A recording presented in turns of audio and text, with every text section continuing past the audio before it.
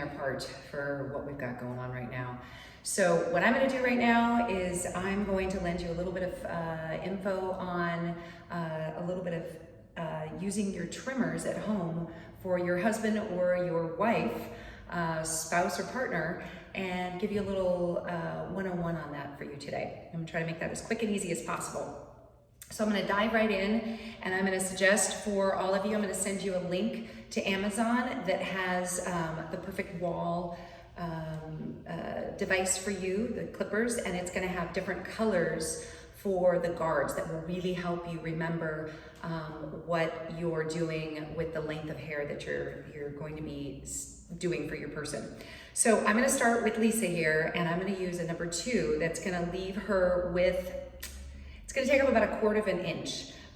In the end, I'm going to do a 1 on her that's going to leave her really, really tight, a little tight to the scalp, but that's going to give her more time because she's not going to get a haircut for a while. So I'm going to start with that on the sides for those of you who are going to be doing this for your person.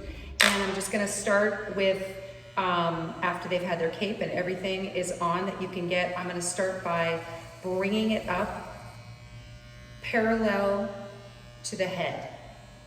And literally just parallel to the head all the way up, not even going on the same way that the head shape is. And I'm just gonna kind of go up. And I'm gonna bring her around, and I will show you that. I'm literally going up